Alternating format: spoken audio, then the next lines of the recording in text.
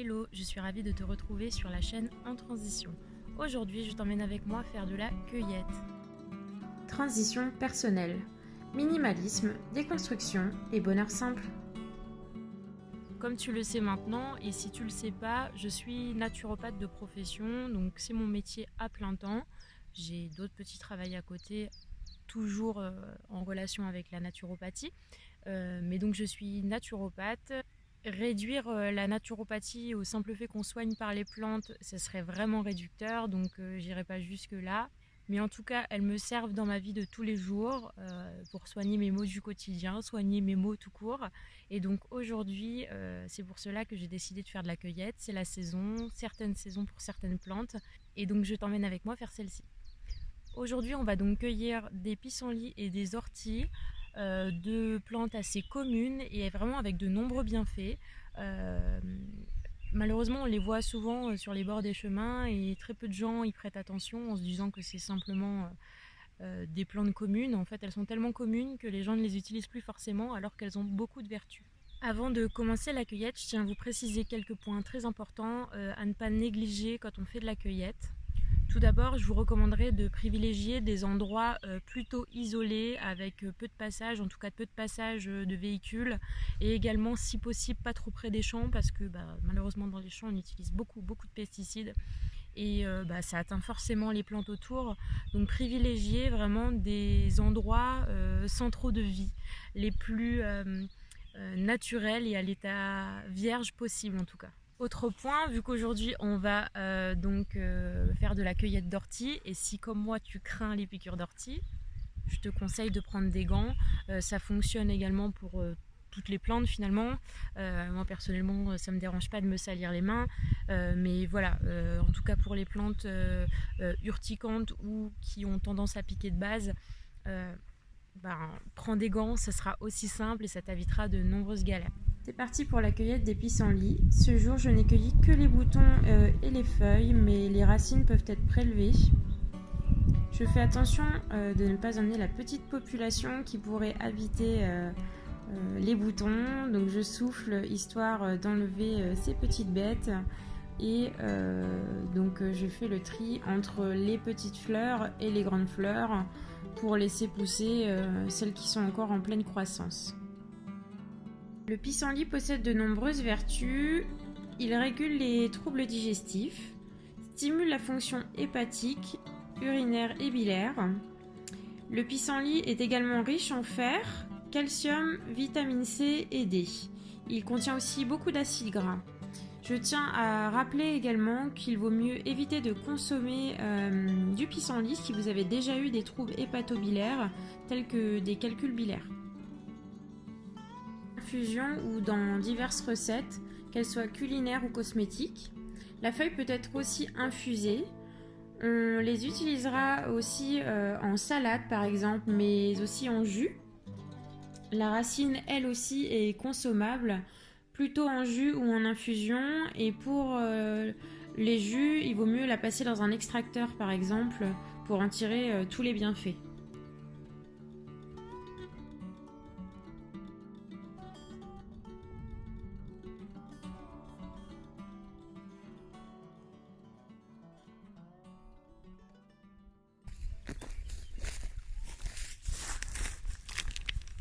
Je coupe juste 2 minutes ce moment.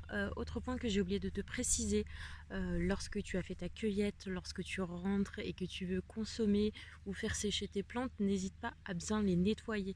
Il y a malheureusement ou heureusement, de la vie autre sur Terre que nous, donc des animaux qui peuvent déposer leurs urines, etc. dessus, leurs excréments, ce qui peut causer de gros dommages pour le foie. Si c'est mal nettoyé, si c'est mal utilisé. Donc n'hésite surtout pas à bien laver toute ta cueillette selon ce que tu as besoin de faire, par exemple si c'est soupe, etc. N'hésite pas à faire bouillir histoire de tuer vraiment un maximum de bactéries et justement de ne pas tomber malade bêtement en ayant fait de la cueillette et en voulant au contraire te faire du bien. Maintenant, je passe à l'ortie. J'enfile mes gants qui, au passage, sont beaucoup trop grands. Et je prélève les feuilles qu'il me faut. Finalement, je n'en prends pas trop car je les retrouverai sur une assez longue période, je dirais jusque septembre, même sur l'hiver, mais en tout cas elles sont en pleine forme jusque septembre et donc pleines de bienfaits. Je prends juste ce qu'il me faut et au pire, j'irai en rechercher courant de l'année ou courant des semaines qui arrivent. L'ortie a également plusieurs bienfaits. Elle est souvent utilisée en cas d'arthrose ou de rhumatisme. Elle a tendance à soulager ceux-ci. Elle est diurétique, dépurative, anti-inflammatoire et tonique. L'ortie est également riche en protéines et riche en minéraux également. On évitera par contre la surconsommation d'ortie chez la femme enceinte et allaitante. On évite également chez les gens sujets aux œdèmes ou ayant des antécédents de cancer de la prostate.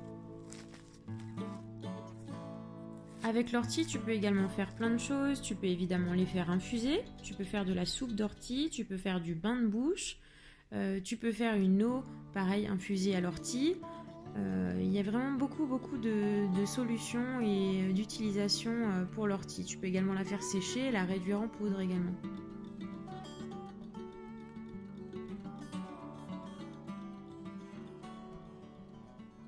J'espère que cette vidéo t'aura plu. Moi j'ai apprécié du coup la tournée.